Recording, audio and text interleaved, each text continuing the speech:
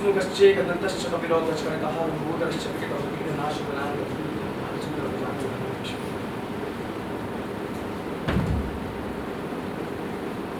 नमस्कार,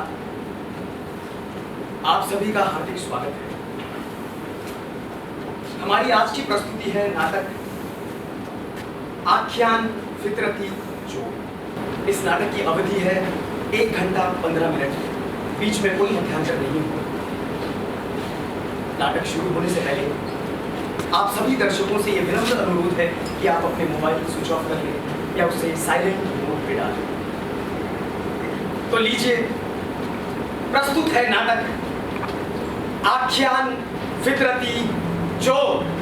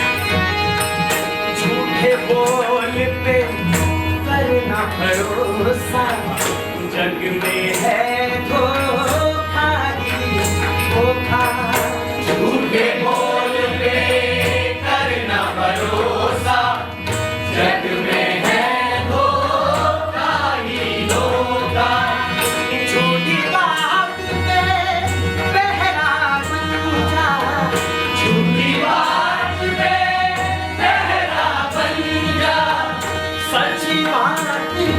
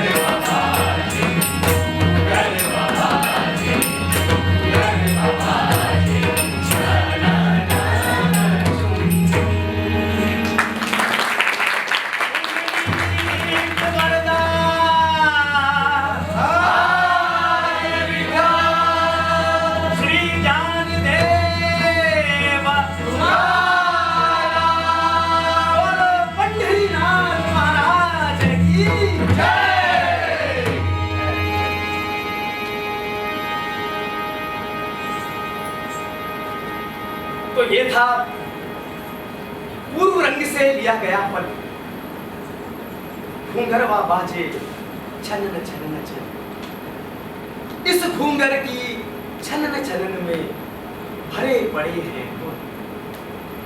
कवि ने आगे व्याख्या की है कि झूठे बोल पे करना भरोसा, झूठे बोल पे करना भरोसा, जग में है धोखा ही धोखा, और झूठी बात पे बहरा बन जा, झूठी बात पे बहरा बन जा, सच्ची बात को सुन। अनमोल कथा, तथ्य तो कई है किंतु सत्य सिर्फ एक। तथ्य वो होता है जो सत्य को छुपाने की कोशिश करता है, किंतु सत्य कभी छुपता नहीं। कई लोग सत्य की दुहाई देते देते चल बसे, किंतु झूठ के कारोबार में कोई फर्क नहीं पड़ा। हम झूठ बोलने में इतने अभ्यस्त हो गए हैं कि सच बोलने का सामर्थ्य ही चला गया। क्योंकि सत्य के मार्ग पर चलने के लिए दो चीजें अत्यंत कठिन हैं। पहला क्या? सत्य से शुरुआत करना, और दूसरा सत्य के साथ अंत तक रास्ता तय करना। इसलिए हे प्रभु, तमसो मां ज्योतिर्गमय, अंधकार से मुझे प्रकाश की तरफ ले चलो, असत्य से मुझे सत्य की मार्ग पर ले चलो। किंतु कैसे? कौन है ऐसा जो सत्य की ओर हमारा पथ प्रदर्शित करे? आप बताइए। गुरु, गुरुर ब्रह्मा गुरुर विष्णु गुरुर देवा महेश्वरा, गुरु साक्षात परम ब्रह्मा तस्मै श्री गुरुवे नमः।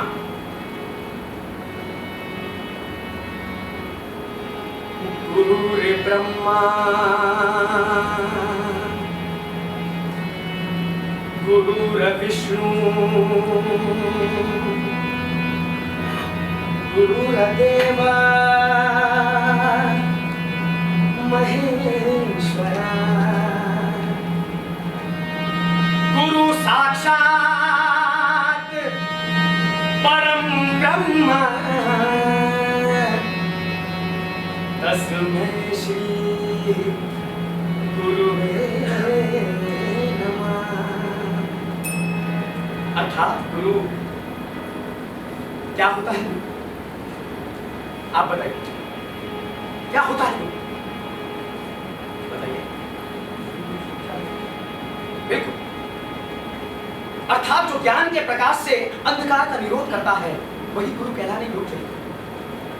गुरु वो होता है जो हमको पाप करने से रोकता है, प्रमाद करने से रोकता है और स्वयं भी निष्पाप के रास्ते में चलता है। पर आदमी के ऐसे गुणों की पहचान हो कैसे? इसलिए हमारे देश में भेष की पूजा होती है, क्योंकि जब तक इस देश में भेष की पूजा करने वाले मौजूद हैं तब तक इस धंधे में बरकत ही बरकत है। ऐसी एक भेषधारी महात्मा की कहानी मैं आपको सुनाता हूं। कुंभ का मेला आपने सुना ही होगा, कई श्रद्धालु आते हैं वहां स्नान करने के लिए। तो ऐसे ही एक श्रद्धालु थे, उन्होंने सोचा कि भाई नदी में गोते खाएंगे तो पाप से कुछ मुक्ति मिलेगी। तो उन्होंने अपने सारे वस्त्र उतारे और नदी में स्नान करने के लिए उन्होंने प्रवेश किया। गोते खाए, जब वहां से बाहर लौटे तो देखा कि उनके वस्त्र कोई उठा कर ले, परेशान उनके वस्त्र मिले नहीं। काफी देर तक सोचते रहे, फिर उन्होंने देखा कि एक चेरों का समूह उनकी तरफ बढ़ता हुआ आ रहा था, हाथ जोड़। उस देर तो वो देखते रहे, फिर वहीं खड़े रहे। वो चेहरे जैसे ही आए उनके चरणों पर पड़ गए, बोले जय नागा बाबा की जय। नागा बाबा, अब वो कैसे बताए उनको कि भाई मैं तो स्नान करने गया था, वापस लौटा तो कोई वस्त्र उठाकर ले गया। तो 5 चेहरे थे, 5 से 10 हुए, फिर 10 से 15, 15 से 20 और 20 से 50।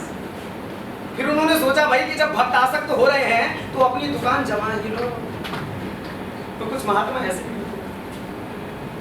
ये कहानी शुरू होती है ऐसे ही एक भेषधारी महात्मा से, जिसको कई वर्षों से धर्म और भेष का चस्का लगा हुआ था। जिस प्रकार दिया सिर हिलाकर पतंगों को अपनी तरफ आने से मना करता है, वो आपने हिंदी सिनेमा का एक गाना सुना होगा, क्षमा कहे परवाने से परे चला जा, मेरी तरह चल जाएगा यहाँ नहीं आ। किंतु वो नहीं रुकता जिसको चल जाना होता है, हर खुशी से हर रंग से बेगाना होता है। तो मनुष्य प्रवृत्ति, आपको जो काम करने से मना किया जाए वही काम करने से आप बाज नहीं आते। चलिए मैं आपको उदाहरण देकर समझाता हूं। आप अपनी आंखें बंद कीजिए,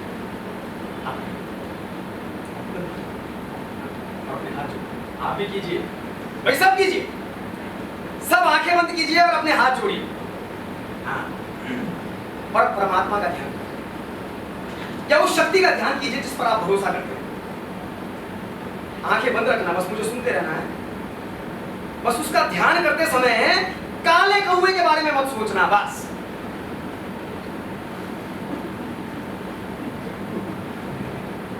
अब आंखें खोलिए, ईमानदारी से बताना कौन कौन है जिसने काले कौवे के बारे में नहीं सोचा? कोई नहीं। मनुष्य प्रवृत्ति, आपको जो काम करने से मना किया जाए वही काम करने से आप बाज नहीं आते। इसलिए वो महात्मा भी समझ चुका था कि अगर भक्तों को आसक्त रखना है तो ऐसी लीलाएं तो करनी ही पड़ेंगी, अपने रंग तो दिखाने ही पड़ेंगे, क्योंकि ये प्राण रूपी ये काया, ये नहीं प्रमाण मनुष्य का है। रंग प्रशंसनीय कहो जैसे है इंद्रधनुष का है। इंद्रधनुष अपने रंगों को जबरन नहीं दिखाता, वो भिन्न परिस्थितियों में कहीं है स्वतः सामने आता। तो बोलो पंढरीनाथ महाराज की जय।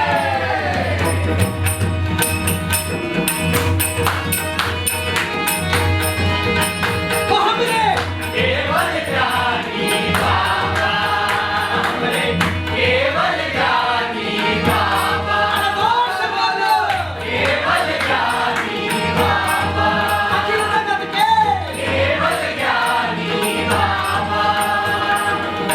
चारों दिशा है महिमा तुम्हारी, चारों दिशा है महिमा तुम्हारी।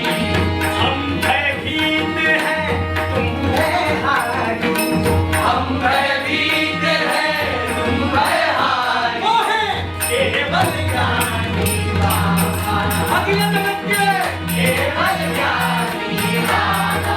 बोलते रहो केवल ज्ञानी बाबा, हमरे केवल ज्ञानी बाबा। हरिओम। अरे आप ही हो। मैं कोई सिद्ध नहीं। इस देश का रंग तुमने खा गया। सच मां, थोड़ी सी बात। मैं तो रंगता जो भी हूँ। पाँव में चक्कर लगे, इसलिए साधु बात। तुम अपना काम करते हो और मैं जब मैं तुम्हारे कर्म में विघ्न नहीं डालता, तुम मेरे कर्म में विघ्न नहीं डालते। बोलो केवल ज्ञानी बाबा की जय।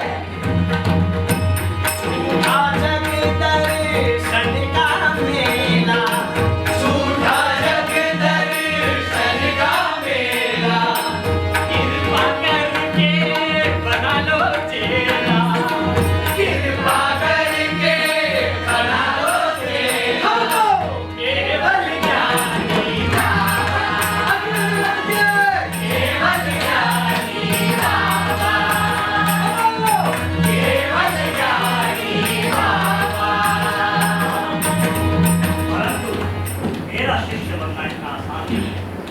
मेरे भी कुछ शर्तें हैं। अगर परम ब्रह्म से साक्षात्कार पाना चाहते हो तो मार्ग गुरु का ही है। गुरु ही वो निमित्त रथ है जिसके जरिए तुम परमात्मा का परिचय पा सकते हो। इसलिए त्याग, बलिदान और समर्पण रूपी मन को उजागर करो। जय हो। चहु दिशा में चर्चा तुम्हारा, चहु दिशा में चर्चा तुम्हारा। हमारे हाथ में परिचा तुम्हारा। जय हो। हमारे हाथ में परिचा तुम्हारा, इसमें नहीं कोई परिचा तुम्हारा। 2 रुपए, 2 रुपए, 2 रुपए, 2 रुपए। बोलो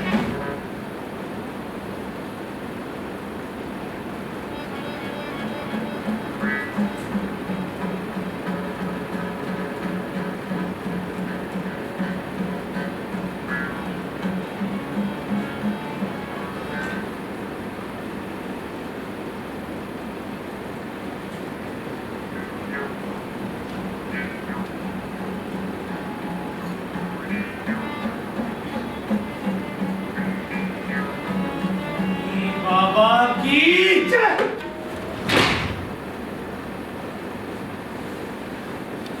अद्भुत, अप्रतिम, क्या वो छोटी कलाकारों बंधु, क्या साधना है।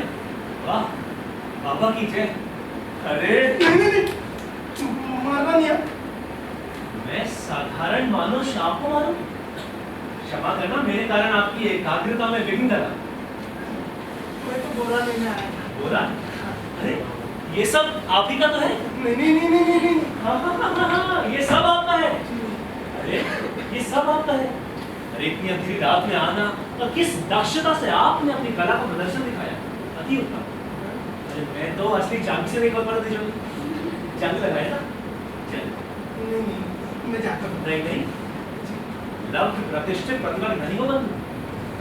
लब्ध प्रतिष्ठित प्रतिभा मतलब बराबर जी परिपक्व। क्या? आओ समझा। नहीं, मैं नहीं करता। अरे विराजो, जी जाने दीजिए। अरे थकान हो गई होगी, आओ आप नहीं कर सकते। जी आप भी।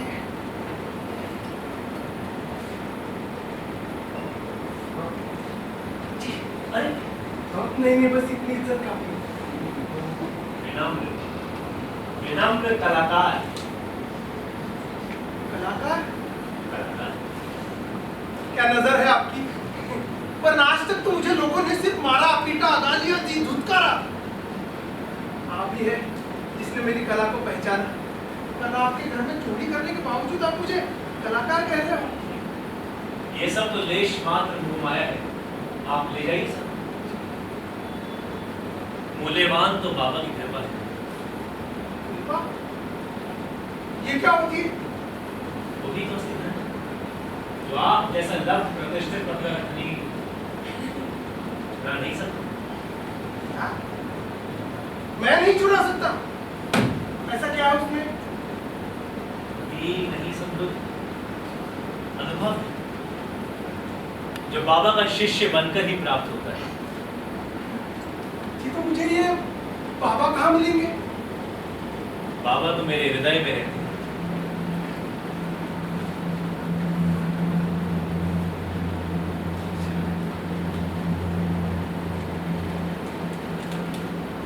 केवल ज्ञानी बाबा? जी, मुझे माफ कीजिएगा, मेरी वजह से आपकी नींद टूटी।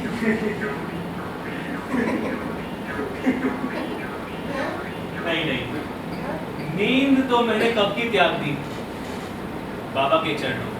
क्या? मतलब आप पूरा समय जाग रहे थे?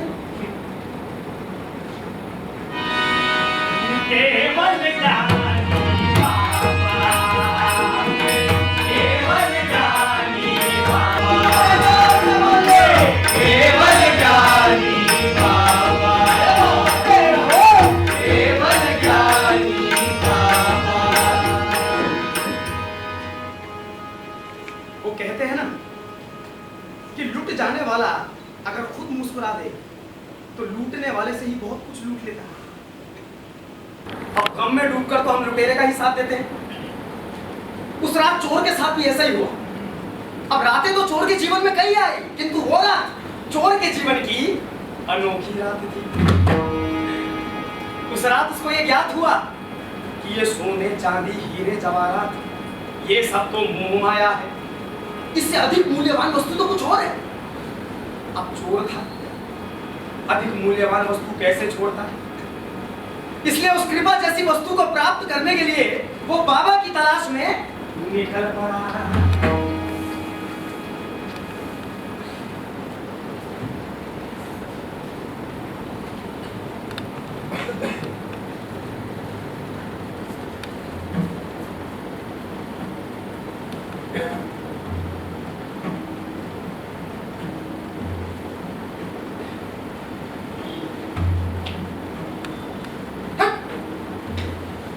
कौन है? क्या हुआ? गलत है, क्या गलत है? सब गलत है। अरे इसमें गलत क्या है? सबका है, गलत क्या है? बाबा, आपका ये तेज, आपकी ये आभा, ये आपका तेज इस तस्वीर में समा नहीं पा रहा है बाबा। अरे इस तस्वीर में क्या, ये देश तो इस नश्वर देह में नहीं समा रहा है। वाह वाह वाह वाह, क्या बात कही है बाबा। बाबा आपने अब इस बात को मुझे अपना चेला बना दीजिए। बेटा, है कौन? संकोच क्यों कर रहा है? करता क्या है? चोरी। हट! हट! हट! जी तेज। चुप! ये पता है कौन हूं मैं? बाबा आपके एक शिष्य से मुझे पता चला कि आपके पास ना वो धन और दौलत से भी मूल्यवान कृपा जैसी कोई चीज है। बाबा मुझे वो चाहिए। कृपा, और वो भी एक चीज, मूर्ख। सीधा बना मेरा। क्या तुझे उस शिष्य ने ये नहीं बताया कि मेरी कृपा प्राप्त करने के लिए तुझे क्या क्या करना पड़ेगा? तो आप बता दीजिए ना बाबा। अरे शिष्य बनने के लिए साधना करनी पड़ती है, बलिदान देना पड़ता है। तू एक मामूली सा चोर है। अरे बेईमानी के अलावा तुझ पे है ही क्या? अरे चोर होता ही क्या है? बाबा बाबा मैं समझ गया, आप ना मेरी परीक्षा लेना चाहते हैं ना। आहा प्रभु, तेरी लीला अपरंपार। चोर और साधु, गुरु शिष्य, ऐसा दुर्लभ संयोग, ये तो असमंजस से लगने वाली परिस्थिति हुई। अब ये चोर गुरु से चेला बनने की हट किए जा रहा था, पर गुरु बिना उसे समझे जाने चेला बनाए भी तो कैसे? ये आखिर गुरु की गरिमा का जो प्रश्न है। अब चोर इस परीक्षा में खरा उतर पाएगा या नहीं? पर आइए सबसे पहले सुनते हैं कि चोर होता क्या है। कहीं भी चोरी करने से पहले अनुमान लगाकर रणनीति बनानी पड़ती है। अभ्यास, परिणाम की चिंता किए बगैर कार्य को पूरा करना होता है। साहस, चोरी खोलते समय मन और बुद्धि का संतुलन बिठाना पड़ता है। एकाग्रता, पर अगर इस सब के बावजूद मैं पकड़ा जाऊं तो किसी को भी चोर ना लगूं। झूठ, वो कहते हैं ना कि भूत के पांव तो पालने में ही दिखते हैं। अब जितने ये गुण इस चोर ने बताए, ये सारे गुण तो इस गुरु में भी समाहित है। बस फर्क है तो सिर्फ सच और झूठ का। यानी गुरु जो बोले वो सच और चोर जो बोले वो झूठ। और इस सच झूठ के फर्क को मिटा दिया जाए तो कौन गुरु और कौन चोर?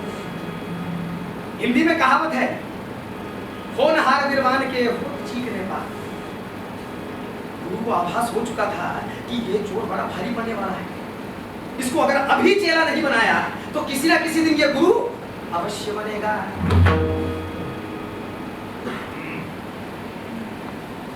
मेरा भ्रम तो तुझे पता ही होगा। कुछ छोड़ने की प्रतिज्ञा किए बिना मैं किसी को अपना चेला नहीं बनाता। मैं किसी को अपना गुरु न बनाने की प्रतिज्ञा करूं तो क्या आप मुझे अपना चेला बनाएंगे? फिर तो तुझे चेला बनने की जरूरत ही क्या है? बाबा मेरी जरूरत तो मैं जानू। आज तक आपके पास जितने भी लोग आए उन्होंने आपके लिए एक एक चीज छोड़ी। मैं ना आपके लिए 4 चीजें छोड़ता हूँ। बता।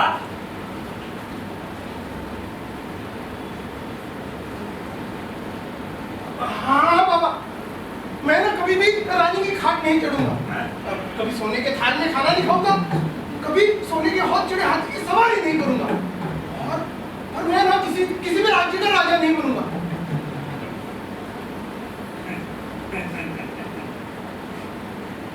तेरे जोर का चेला आज तक नहीं बना। तेरा गुरु बनने का मुझे भी गर्व होगा। ये सारी बातें तो तूने अपनी इच्छा से छोड़ी, एक मेरी कहे भी छोड़ तो मानू। बिल्कुल बाबा, आप कहिए तो, आप कहे तो मैं सांस लेना छोड़ दूं और फिर भी ना बोलूं।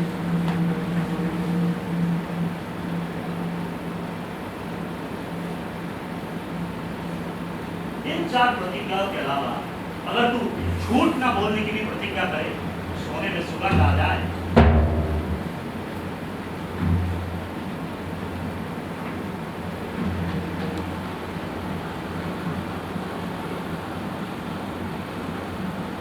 बाबा सोने में सुगंध आएगी या नहीं ये तो मैं नहीं जानता, पर आज और अभी से मैं झूठ ना बोलने की कसम खाता हूं। एक, सोच समझकर प्रण का पालन करना, अपने वचनों का भी पालन करना। झूठ ना बोलना ये कोई हंसी ठिठोली नहीं है। बाबा आप उसकी चिंता ना करें। हाँ, अगर किसी और कारण से आप पर बट्टा लगे तो ये जिम्मेदारी तो आपकी, और मेरी वजह से आपकी इज्जत पर कोई आज नहीं है। बाबा हम चोरों की ना तो कोई इज्जत होती है और ना उसके लूट जाने का कोई जोखिम, तो अपनी इज्जत को माँ की कोख में ही छोड़ा। जब से बोलना सीखा तब से झूठ नहीं बोला, 1000 के बराबर अकेला झूठ बोला। मिला क्या? कुछ भी नहीं। मैं जो बोलूं वो झूठ और जो ना बोलूं वो सच। बाबा बदलना तो बस इतना ही है कि आज से मैं जो बोलूं वो सच और जो ना बोलूं वो झूठ। आप तो केवल मुझे झूठ न बोलने की कसम दिला रहे हो, मुझे मंजूर है।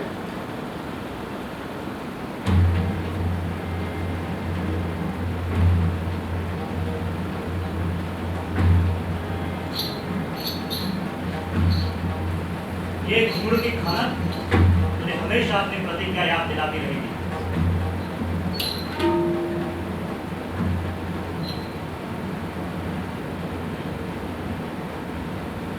एक ने कही दूजे ने मानी, कह गुरु नानक दोनों ज्ञानी।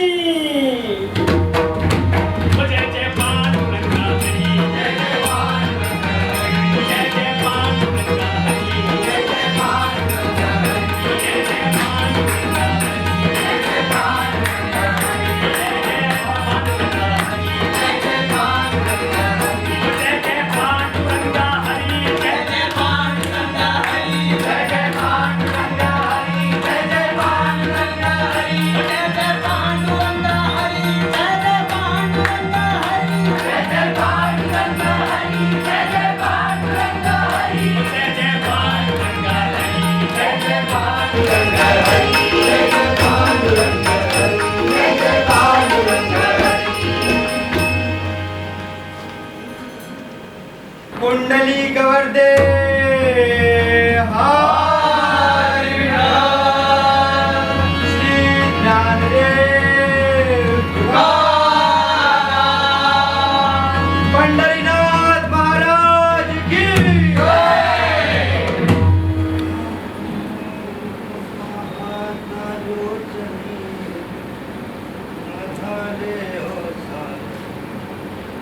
प्रसाद जी व्यवहार आ रहे हैं, फिर उससे पहले मंदिर का हुक्म मिल जाए तो कृपा ही हो जाए। आप जी महाराज 2 मिनट। जी प्रणाम प्रणाम, क्या हाल है आपके? अरे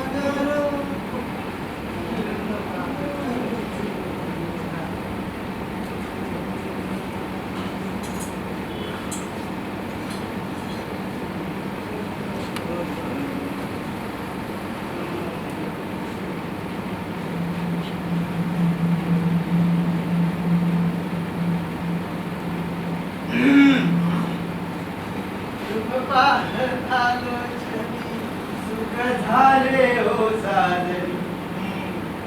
और बेटा मुझे देखा नहीं तुम्हें यहाँ? चोर हूँ, आज ही आया हूँ। चोर हो, लेकिन चोर का भला मंदिर में क्या काम? हाँ बताओ। चोरी करने आया हूँ, और क्या?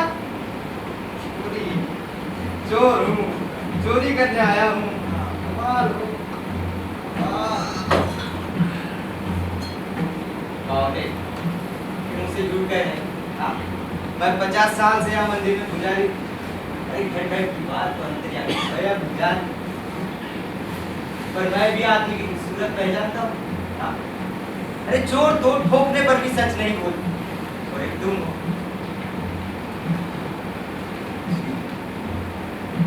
तुम जरूर कोई अंगूरी भगत हो, है ना? यहाँ मेरी परख करने आए हो। हाँ, करो करो, बिल्कुल परख करो। अरे मुझे परख से डर नहीं लगता, मैं खड़ा ही उतरूंगा। और देखो, तुम्हारी बात सुन के तो गड़गड़ का वासी भी मुस्कुरा रहा है पांडुरंग। जी मैं तो सच सच कह रहा हूँ कि मैं चोर हूँ और यहाँ चोरी करने आया हूँ। आप ना माने तो ये आपकी मर्जी, और अगर मेरी बातें सुनकर पांडुरंग को मुस्कुराए तो ये उनकी मर्जी। मैं तो बस यहाँ रात काटना चाहता हूँ, आपको कोई ऐतराज तो नहीं?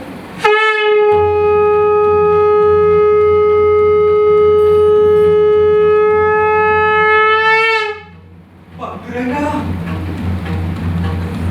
पांडुरंगा, पांडुरंगा, पांडुरंगा, पांडुरंगा, पांडुरंगा। जी जी माफ कीजिए, जरा आंखों की नजर चुरा गई, लेकिन दिल की आंखें तो खुली है। भला आपको नहीं पहचानूंगा? अरे मुझे तो तभी समझ लेना चाहिए था जब आपने कहा मैं चोर हूँ। मैं चोर ही हूँ। आप चोर है, आप चित चोर है, आप माखन चोर है, आप स्वामी है, मैं आपका चेला हूँ प्रभु। मैं आपकी सेवा करना चाहता हूँ प्रभु। ये आप समझ नहीं रहे, आप यहाँ से जाने के बाद मैं ये सारे आभूषण लेकर उड़ूंगा। उड़ूंगा उड़ूंगा, आपकी माया है प्रभु, सब माया है। अरे आपके मुंह में ब्रह्मांड समाया, माणिक मोती झूठी माया प्रभु, झूठी। माफ कीजिए, आप यहाँ आइए, आप थक गए, आप यहाँ विराजमान हुए, बस मैं आपकी सेवा करना चाहता हूँ प्रभु जी। आप सुनिए तो मेरी बात। नहीं, क्षमा कीजिए, अभी आपका चेला आपको बिल्कुल कष्ट नहीं देगा। मैं जा रहा हूँ प्रभु, मैं चला गया।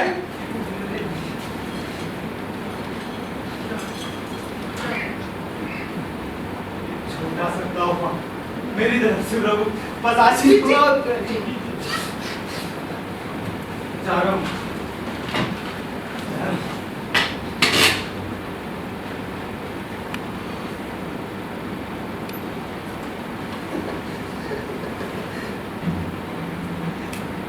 वाह प्रभु वाह, आपकी लीला तो अपरंपार। मैं पहले सिर्फ झूठ बोलता था, क्या मिला? कुछ भी नहीं। और आज एक सच क्या कहा तो मैं भगवान स्वरूप हो गया। प्रभु वाह। प्रभु अब देखते हैं कि स्वयं भगवान के चढ़ावा कबूल करने पर ये चढ़ावा बढ़ता है या घटता है। प्रभु आपके मुंह में तो ये सारा ब्रह्मांड है, ये प्रसाद में ले जाता।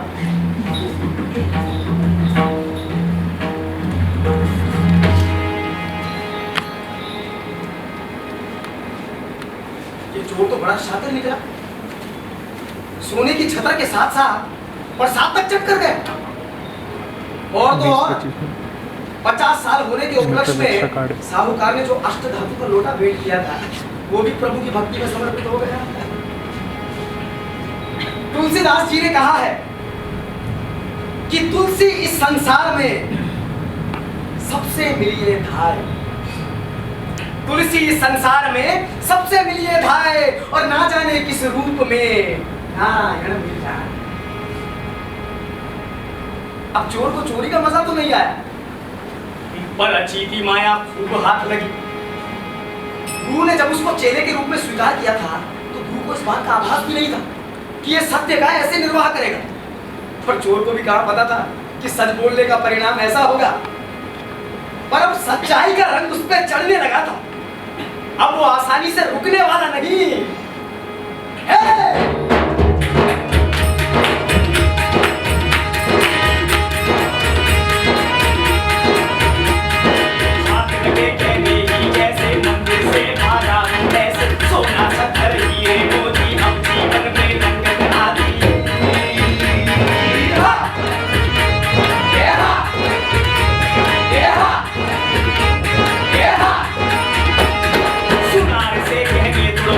अपने लिए नए बनवाए।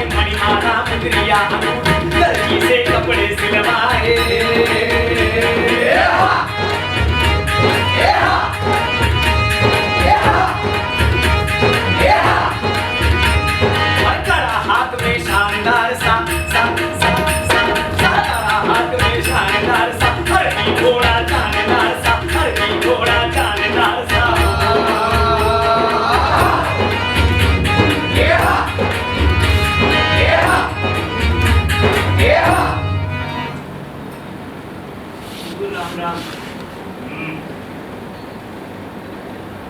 कहना है आपसे।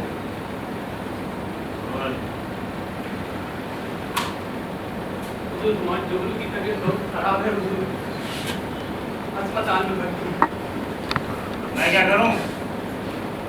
हुजूर, अगर जो वो मेरी जमीन के जो कागजात है हुजूर, अगर मिल जाते तो। क्या? तेरी जमीन, तेरा कागज? मैंने अपने पुरखों का कर्जा चुका, तेरा जा। हुजूर दया कीजिए हुजूर, कुछ अनुरोध हो जाएगी हुजूर। उड़ा, उड़ा।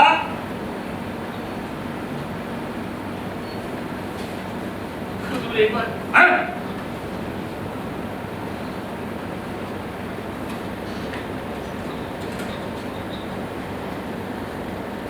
जमीन, कागज, नहीं छूना चाहते।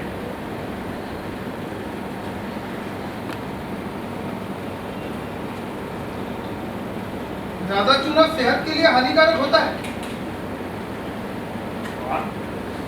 चोर। हाँ?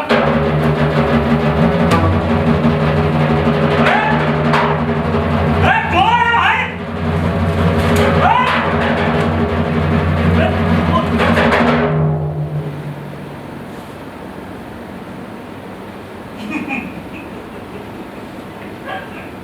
अरे, चोर की सबसे बेकार की तरह, हाँ? चोर की तो छाया भी छुपी नहीं रहती। आप अपनी इतना मूर्ख समझते हैं? एक पल में पहचान जाऊं कौन चोर है कौन साहूकार। फिर तो सेठ जी आपकी परख बिल्कुल खोटी है। हाँ? जी मैं तो साफ साफ कह रहा हूँ कि मैं चोर हूँ, पर आपके यहाँ चोरी करने आया हूँ। पर आप अगर ना माने तो ये आपकी मर्जी। अच्छा फिर आप ही बताइए कौन हूँ मैं? मेरा प्यार है। आइए। वही। आप खाएंगे आप? ना? चूना मैं लगा दूँ। ना तो हर कोई अपने हिसाब से ही लगाता है। दरअसल तो आज ही सुना, लेकिन बहुत दिनों से सुना, इसलिए देख के पहचान गया।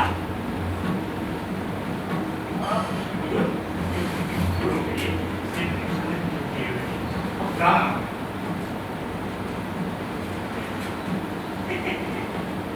ऐसे खड़े सोने को क्या कर रहा? आप है उज्जैन के सबसे बड़े जोड़ी। मेरी क्या गलती हुई तो आपने इस गरीब की बेड़ी बहुत कभी मुझी नहीं किया? आज बहर की कोई बहुत बड़ी बात है। ऐसे ऐसे नहीं होती। और नाले के कामगार क्या देखते रह जाएंगे? क्या? शेषनाग की असली महिला आपको खरीदने मिलेगी। अच्छा चलिए उसे दिखा देते हैं। ऐसी नहीं। चलिए आ जाए आप। आप जो तकलीफ कर रहे हैं मैं झूठ। आइए आइए आइए मैं दिखा देता हूँ आपका ही है। आइए आइए।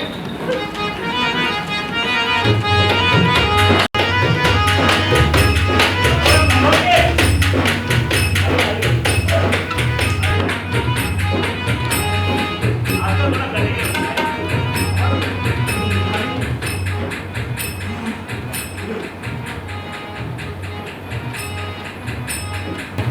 अभी तो हमारे बिगाड़ आ गई है और अब तो दिन के उजाले में ही होगी। ना हुजूर, मोल भाव बताने की जरूरत नहीं है। आप गमछे में बांध के जो भी देंगे मुझे मंजूर होगा। भला मुझसे ज्यादा तो इनकी कीमत आप जानते हैं। सूरज को दिया क्या दिखाना हुजूर। शायद पूरी रकम पास था, मुझे आप थोड़ा संकोच कर रहे हैं। मैं इतना लेट नहीं हूँ, 6 महीने में रकम निकला दीजिएगा। तो नगीने पसंद आए जी चोरी के माल में पसंद नापसंद कैसी? आप चिंता ना करें, एक भी नहीं छोड़ूंगा। ये तो अच्छा हुआ आपने रास्ता दिखा दिया, वरना मुझे ढूंढने में जरा तकलीफ होती। आपका एहसान न रहूंगा मैं। हुजूर इतने दिनों से सुन ही रहा था कि आपकी थोड़ी सी हसीन चोरी की आदत है। आज मैं देख भी लिया। चले? कहाँ चले हुजूर, आज तो आप हमारे मेहमान हैं। इस गरीब को थोड़ा सा मेहमान नवाजी का मौका दीजिए हुजूर। अरे चलिए हुजूर, चलिए आइए आइए खबर सेठ की ज्यादा मुनाई रात भरी ठहरा वो चोरी नगर सेठ के बंगले में उस रात हुई फिर खातिरदारी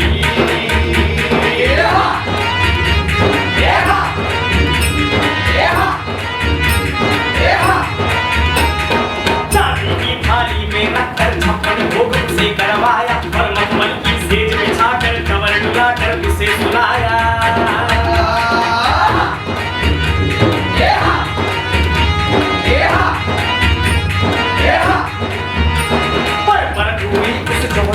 जब रात छिपी और सूरज आया नगर सेठ की उस हवेली में भर दोपहर अंधियारा छाया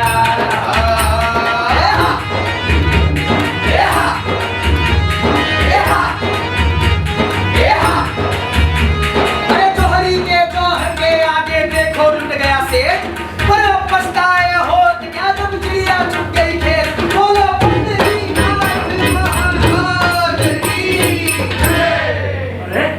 अभी तक शहर से नहीं लौटे, सूरज सर तक निकल आया अभी।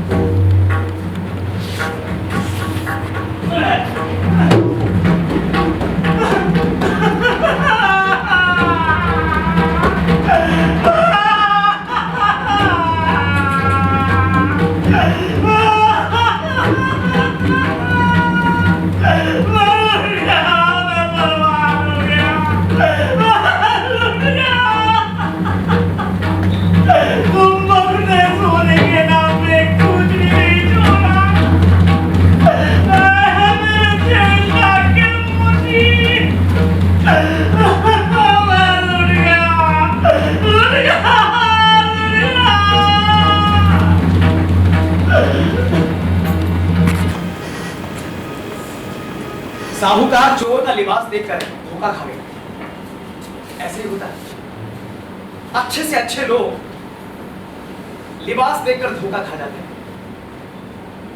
हमारी पुरानी कथाओं में एक कथा बड़ी ही प्रचलित है। एक सुंदरता की देवी थी और एक कुरूपता की देवी।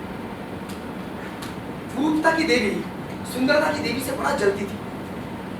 एक बार क्या हुआ कि सुंदरता की देवी नदी में स्नान करने गई और कुरूपता की देवी उसका अनुसरण करने लगी। सुंदरता की देवी ने अपने वस्त्र उतारे और स्नान करने के लिए नदी में प्रवेश किया।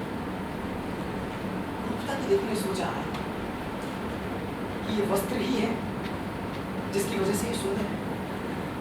अगर मैं ये वस्त्र चुरा लूं तो मैं भी सुंदर हो जाऊंगी। कुरूपता की देवी वहां गई, उसने अपने वस्त्र उतारे और सुंदरता की देवी के वस्त्र उठाकर वहां से चली। अब जब सुंदरता की देवी वहां से वापस लौटी, उसने देखा कि उसके वस्त्र गायब है और किसी और के वस्त्र वहां पड़े। क्या करे? उसने विवश होकर कुरूपता के वस्त्र धारण किए। अर्थात तब से यह कहा जाता है कि सुंदरता कुरूपता का वस्त्र धारण करता है और कुरूपता सुंदर है। इसलिए मनुष्य को उसके स्वभाव से, उसके गुणों से पहचाने, उसके लिबास से नहीं। क्योंकि स्वयं प्रकाश पुंज वही होते हैं जिन्हें नकली चकाचौंध की जरूरत नहीं होती।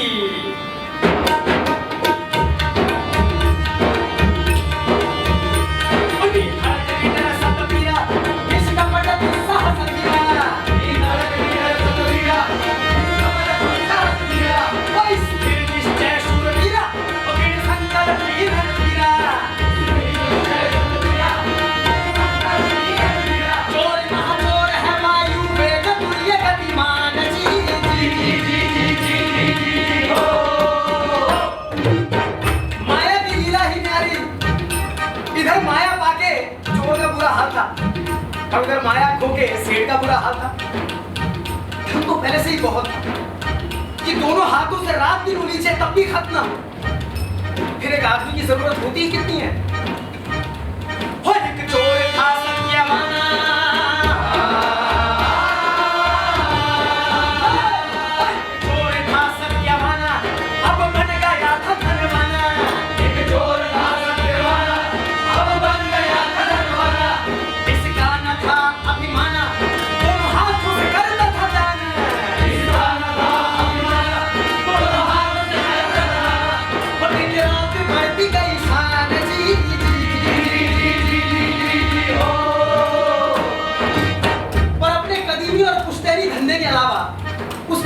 किसी और काम के लिए नहीं लग जाए। उसने सोचा धन तो पहले से ही बहुत है, पर हाथ रखे कैसे बैठा रहे, अपना हुनर कैसे छोड़ दे। तो उसने सोचा कि नगर सेठ की हवेली को तो वो लूट ही चुका, अब इससे बड़ा हाथ और कहां मारे।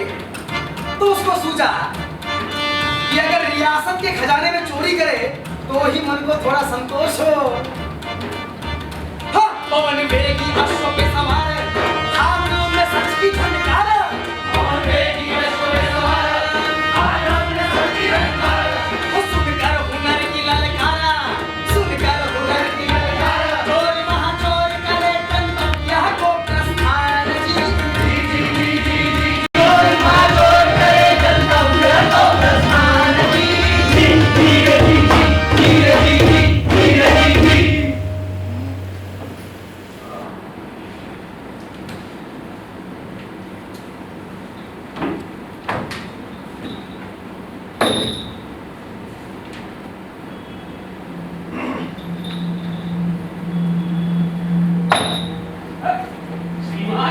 श्रीमान प्रणाम।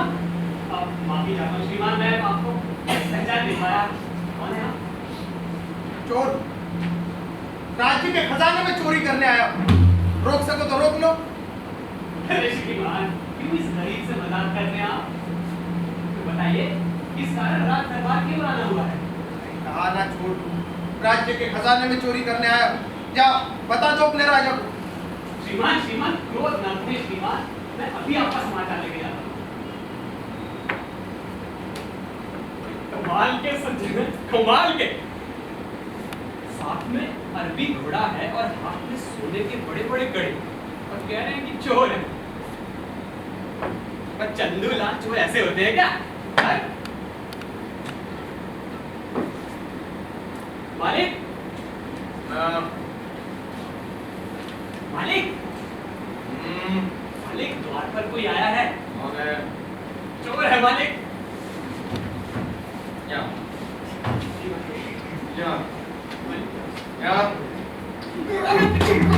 तो भगाओ उसे। जी मालिक। मालिक, मालिक, मालिक सुनिए। मालिक, मालिक चोर कह रहे हैं लेकिन लग नहीं रहे हैं चोर। अच्छा, राजसी ठाट बाट के लग रहे हैं। अभी घोड़ा साथ में है और सोने के बड़े बड़े हैं मालिक। अरे बाप रे, कहीं वो नए दीवान जी ना हो। तुम मरवाएगा मुझे। तो मालिक चलिए। हुजूर, हमारी क्या मजाल कि हम आपको द्वार पर ही रुके। आइए। वो राजा की अनुमति के बिना किसी को भी अंदर आने की मनाही है महाराज। आप अपने श्रीमुख से कुछ फरमाए तो हम जाके अरदास करें। अरे भाई, 7 दरवाजों से कहते आ रहा हूँ कि मैं चोर हूँ, राज्य के खजाने में चोरी करने आया हूँ। मैं समझ गया आप नए दीवान जी हैं। आपको नहीं पहचाना इसीलिए आप थोड़ा सा चिढ़ गए हैं, इसलिए आप टेढ़ी मेढ़ी बातें कर रहे हैं। ये चाहते हैं हुजूर, करीब परवर, अंधा और अजान एक समान होते हैं हुजूर। हुजूर, ये लीजिए चाबी हुजूर, लीजिए। चलिए हुजूर, चलिए। मैं आऊँ साथ में? नहीं।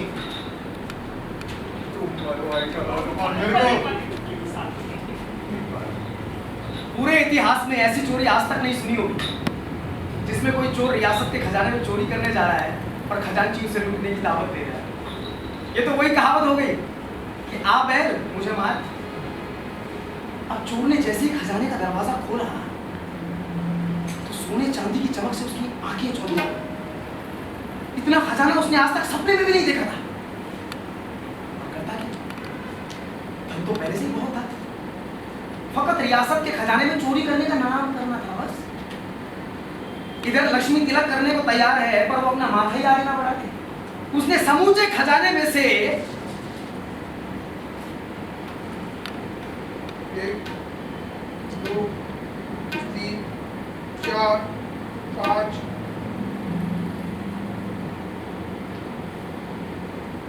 5 मोती चुराए और खजाने का दरवाजा खुला छोड़कर निसंकोच वहां से निकल पड़ा।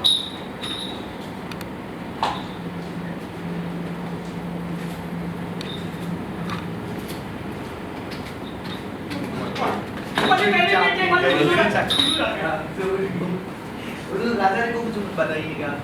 हुजूर मेरी चाकरी तुम्हारी चाकरी तो गई। हुजूर गरीब परिवार, अंधा और अजान, हुजूर एक समान। चोर के वहां से चले जाने के बाद खजांची ने सोचा कि एक बार फिर से खजाने का मुआयना कराए। उसने देखा कि खजाने का दरवाजा तो खुला हुआ है।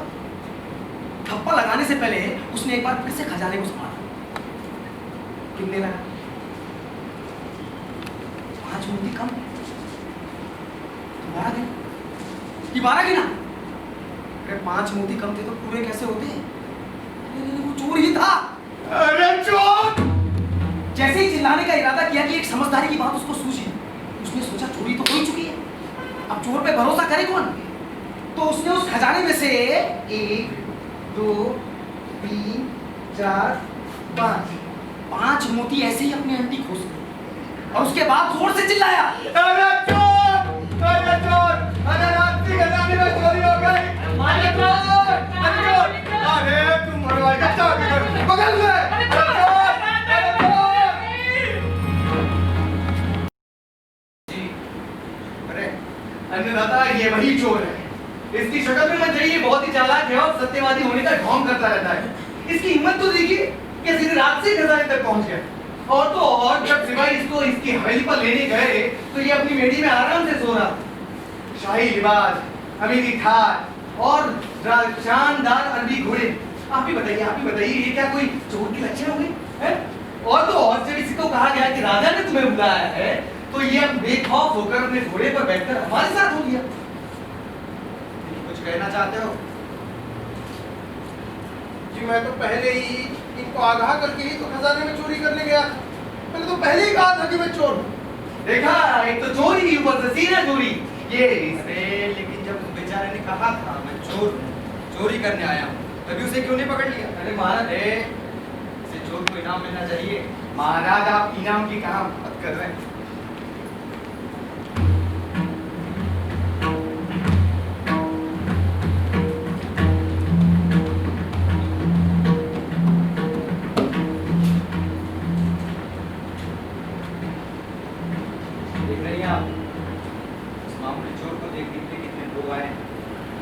हमारे दर्शन के लिए से चौथाई भी लोग हैं।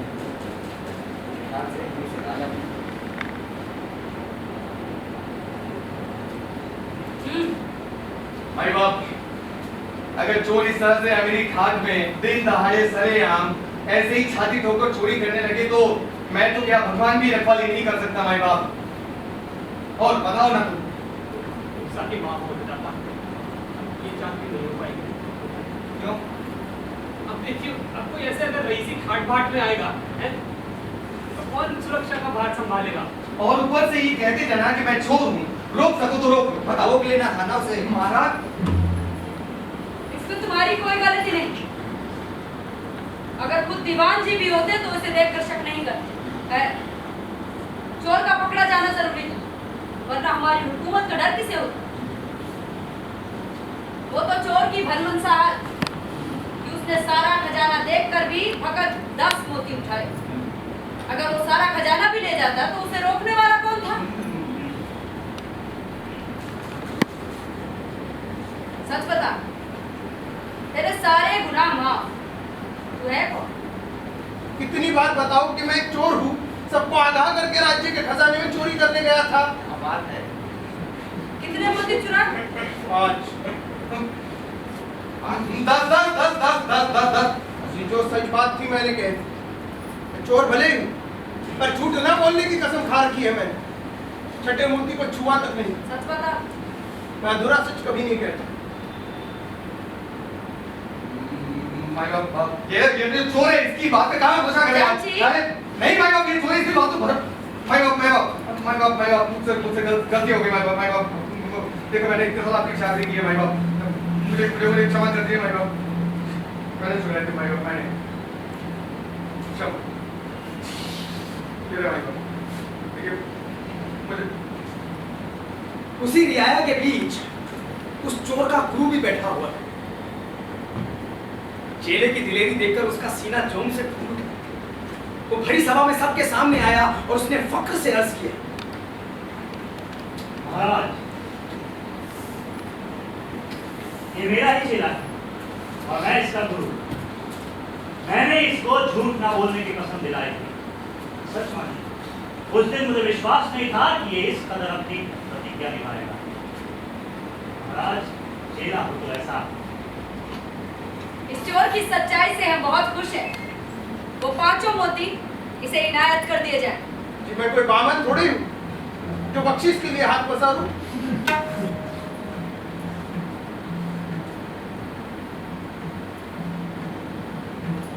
हमें मालूम था कि इस चोर की उल्टी खोपड़ी से यही बात निकलेगी। ये 10 मोती इसके गुरु को इनायत किए जाए। आखिर इन्होंने ही तो इसे झूठ ना बोलने की कसम दिलाई थी। जी पर 5 मोती तो मेरी कमाई के हैं। किसे दूं किसे ना दूं मेरी मर्जी। देखा ही चांडाल की जबान कैसे चल गई है। एक तो रात से खजाने में चोरी करता है, ऊपर से कहता है ये मेरी कमाई है। आजाद जी क्यों ना हम गुस्सा हो रहे हैं? अरे हम सभी खाली हाथ आते हैं और खाली हाथ चले जाते हैं। कहने को तो ये शरीर भी अपना नहीं है। कोई बड़ा चोर होता है तो कोई छोटा चोर। बड़ा चोर हमेशा छोटे चोर को दंड देता है। मैं पूछना चाहता हूँ, राज्य के खजाने में इतने मोती आए कहां से? मैं थूकने पर तो राजा हो या रंग, दोनों के मुंह से थूक ही निकलती है। जिसे जितनी माया होती है वो उतनी माया अपने कब्जे में कर लेता। खाली हाथ लूट नहीं हो सकती। धन, धरती और तलवार की ताकत हो तो लूट ज्यादा होती है। बस यही फर्क है, एक बड़े चोर और एक छोटे चोर। अब मुझे ही ले लो। मैं पहले सिर्फ झूठ बोलता था, तब भी लोग उसे झूठी मानते, और मेरे खाने के भी लाले पड़ जाते। अब मैं केवल सच कहता हूं तो भी लोग उसे झूठ मानते। सच मानने की हिम्मत नहीं है ना।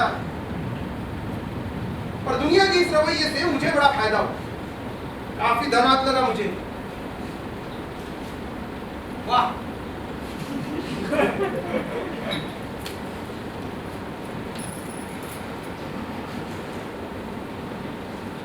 खजांची को 100 करोड़ की सजा दी जाती है। 200। गुरुजी को 5 मोती बख्शीश के तौर पर, और चोरी का फैसला होने तक इसे कारागृह में बंद करके रखा जाए।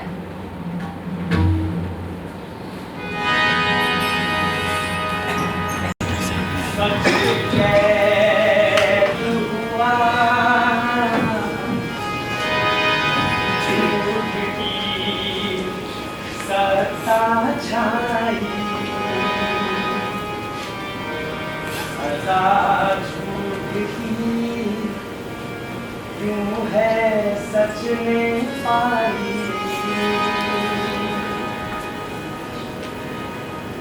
जब था अजान वो सच से दुख ही मिलता था सबसे। जब सच की ताकत जाना सुख बंध गया था पग से, पर भूल गया दुनिया की सच्चाई। सजा झूठ की क्यों है सच में पाई।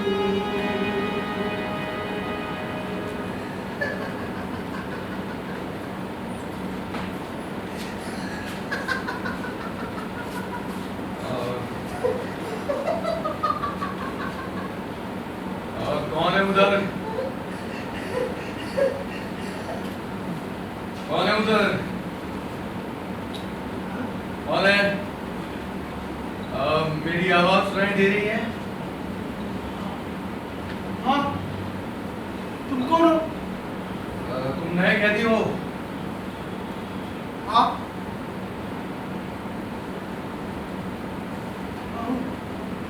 तुम कौन हो?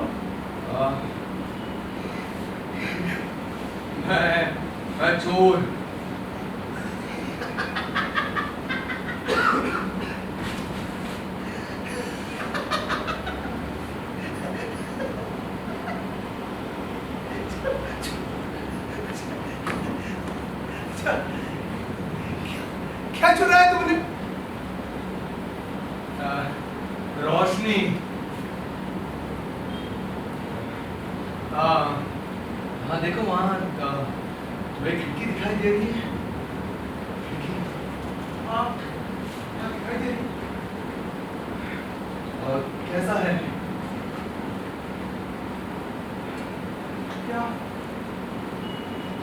क्या जानना चाहते हो?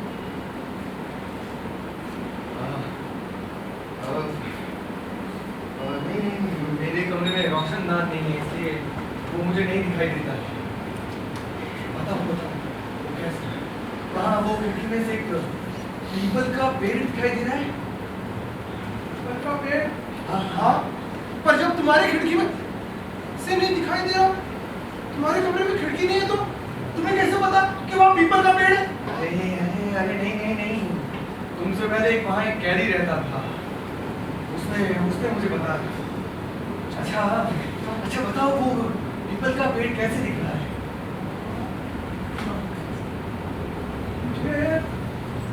मुझे उसकी कुछ सूखी टहनियां दिख रही है।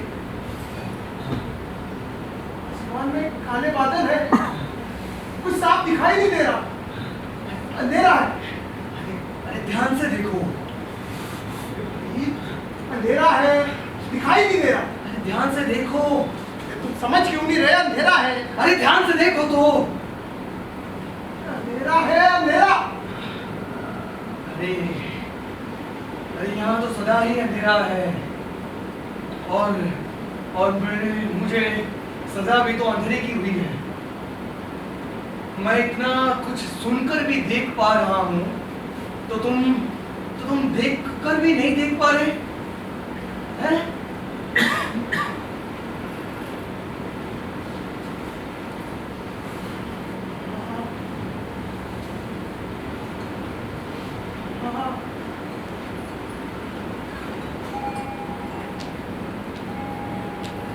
दिख रहा है मुझे। उन सूखी टहनियों पर मुझे कुछ पत्ते उगते दिखाई दे रहे हैं। आसमान के बादल छट चुके हैं। चांदनियों से भरे आसमान में ये चांद पूरा दिखाई दे रहा है, और ऐसा लग रहा है जैसे कहीं सूर्य उदय हो रहा है।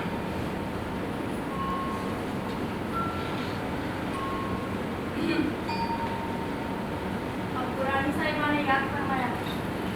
क्यों? मोतियों का फैसला जो करना बाकी है, चलिए हमारे साथ।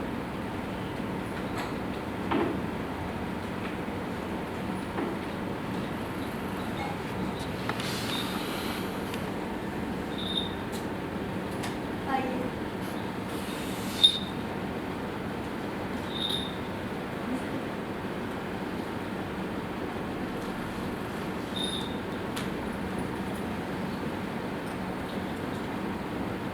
आखिरी इच्छा क्या है तुम्हारी? तो लकड़ी मुझे दे दीजिए।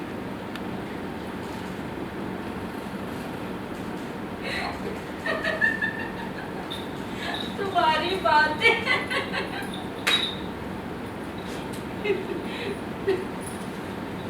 आज तुम्हारी बातें सुनकर इतना अच्छा लगा कि कह नहीं सकती। तुम्हारे जैसे नेक इंसान को सजा देना जुर्म है, और हमारी रियासत में ऐसा जुर्म हो नहीं सकता। लेकिन तुमने तो आज मेरी बख्शीश ही देने से मना कर दी। अगर तुम्हारे गुरु ने वो मोती ना लिए होते तो आज तो मेरा पानी ही उतर जाता। मैंने बड़ी मुश्किल से अपने गुस्से को काबू में किया, और अब मेरी कोई बात मत टालना। तुम्हारे जैसा नेक, समझदार और अच्छा दीवान मिल जाए ना, तो राज करने का मजा है। ये ऐसे निर्मल राजा के होते हुए वापिस राजकाज के कीचड़ में फंसते क्यों है? ऐसा उजला मन तो दुनिया के और किसी राजा का नहीं होगा। मुझे तो उनकी मुस्कान राज्य के खजाने से भी ज्यादा कीमती लगी। तुम और तुम्हारे राजा दोनों एक ही थैली के चट्टे बट्टे हो। हाँ?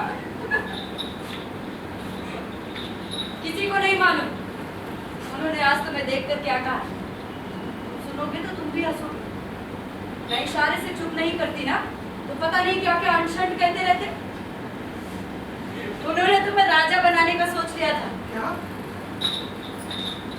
हमें मालूम है कि हमारी रियासत के इतिहास में आज तक इतनी भीड़ कभी नहीं हुई। पर थोड़ी भीड़ से क्या होता है? नहीं, उन्होंने भीड़ देखकर अपना भोलापन दर्शाया ही। कहने लगे जिस राजा के लिए आज तक इतनी भीड़ नहीं आई उसे सिंहासन पर बैठने का कोई हक नहीं।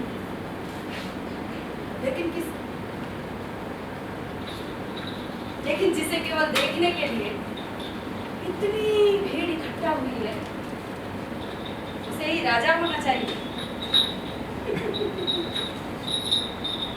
देख लिया आपने राजा का मन, एकदम भोले, एकदम बच्चे की तरह, नादान और ना समझ है वो। नहीं, मैं आपकी बात नहीं मानता। कि बड़े से बड़े चक्रवर्ती राजा का सिंहासन भी इतना दूभर नहीं होता, और ऐसे राजा तो विरले ही मिलते हैं। आप किस्मत वाली जो ऐसे राजा की रानी कि आधी रात होने को आई, हुजूर ने अब तक था नहीं होगा। ये खाना आपके लिए। मेरे लिए? जी, मैंने तो सोने के थाल में ना खाने की कसम ले रखी। मेरे लिए इतनी खातिरदारी, विश्वास नहीं होता कि एक अग्नि से चोर के लिए इतनी आवभगत। और वैसे भी मुझे ऐसा खाना पछता नहीं कि वही तय खाने में किसी के हाथ 2 टुकड़े भिजवा देती, मैं उन्हें 32 पकवान मानकर खा लेता। हीरे की कीमत जौहरी ही जानता है। बेचारे मेहमान, उसमें और कंकड़ में क्या फर्क जाने। तुम्हारे जैसे नेक इंसान की इज्जत ना करना एक रानी को शोभा नहीं देता। तुम दासी से पूछ लो, मैंने तो यहाँ तक तय कर रखा है कि इस बार देव जुल्ली एकादशी के दिन ठाकुर जी की तरह तुम्हारी भी झांकी निकालूंगी। हाथी पर सोने के हौदे बिठाकर चबर डुलाते हुए गली गली तुम्हारी सवारी घुमाऊंगी।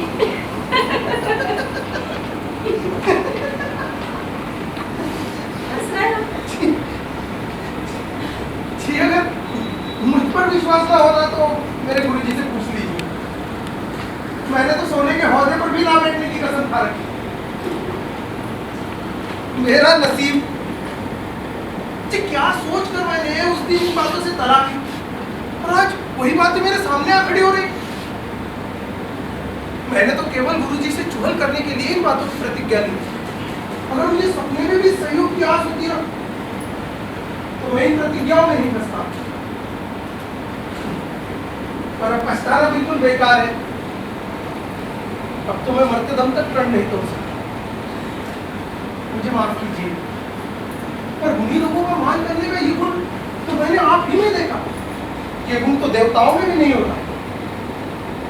और आपने मेरी सच्चाई की इतनी कदर की, मैं आपका एहसानमंद रहूंगा। चोरी तो मेरा हुनर है, पर मैं गुणचोर नहीं हूं।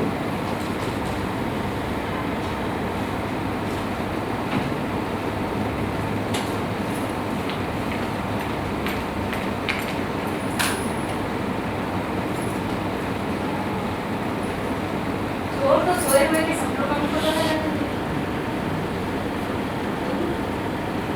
तुम्हें ना समझ, जुबान से कहने पर बोलो। मैंने ऐसा क्यों किया? इस टाइम में कभी तुमने कहा तो चोर नहीं, तो इससे अच्छा मौका और कमाए। इससे हमारा सबसे इंसान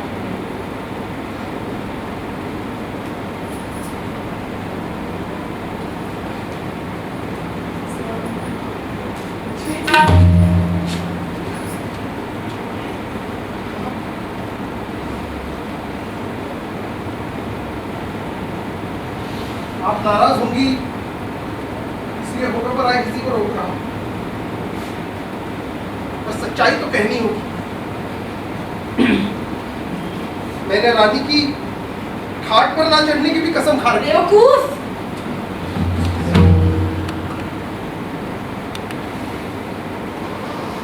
रानी की खाट नहीं, सोने के पलंग होते हैं। पर मतलब तो एक ही है।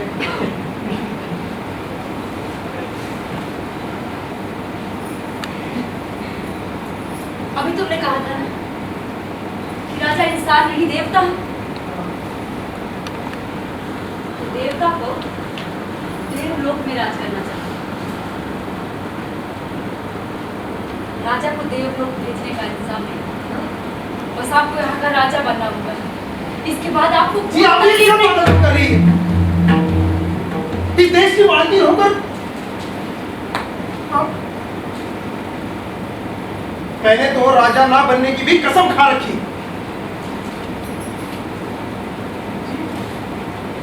धर्महीन के फूटे भाग को तो विधाता भी नहीं बदल सकता।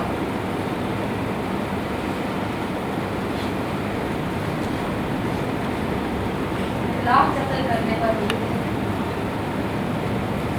आपका भाग बदला नहीं है। आप मान जाते तो कोई किसी का कोई कसूर नहीं था।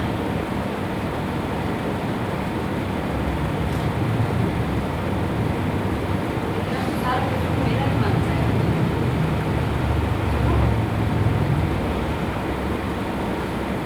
किसी के लाभ पूछने पर भी आज की रात का सच मत बताना। मेरी इज्जत आपके हाथों में है। मैं आपके पैर पड़ती हूँ।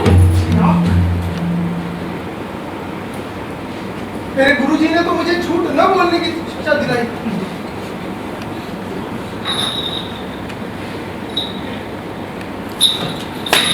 तय करो, तय करो, सच या जिंदगी? कि मैं झूठ कैसे बोल सकता हूँ?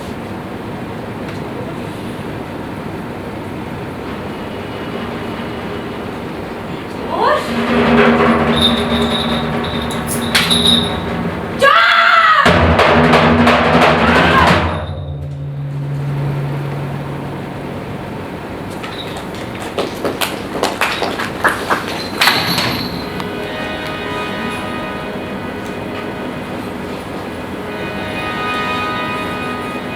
सब बातें हैं फितरत की, ये ना है सबके बस की। वाणी खरी है जिसकी, नीयत भी साफ है उसकी। फिर का राजा रानी साधु सिपाही, सजा झूठ की क्यों है सच में पाई।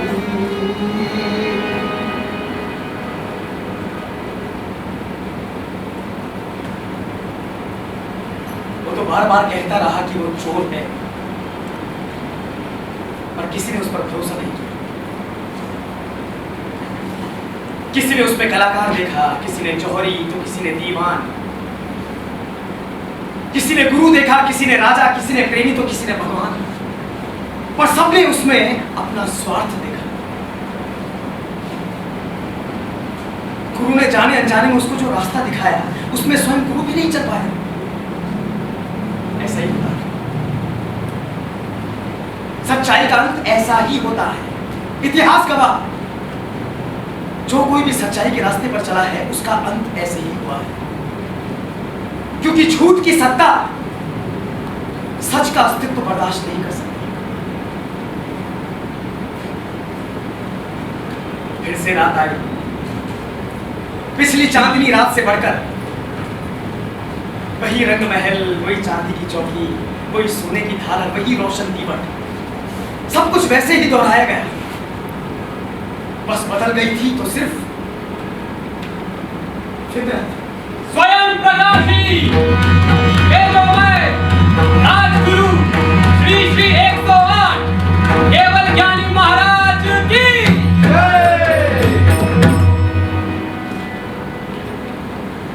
झूठ के 100 साथी होते हैं किंतु सत्य बिल्कुल अकेला। पर सच को किसी जन समर्थन की जरूरत नहीं, वो आत्मनिर्भर है। वो उस सूर्य की तरह है जिस पर कुछ देर के लिए पर्दा तो जरूर डाला जा सकता है, पर वो कहीं जाने वाला नहीं। सच्चाई की खनक कभी खत्म नहीं होती। आप सुनने की कोशिश करना, वो गूंज आपको जरूर सुनाई देगी। इसीलिए पूर्व पद्य में कहा गया है, झूठी बात में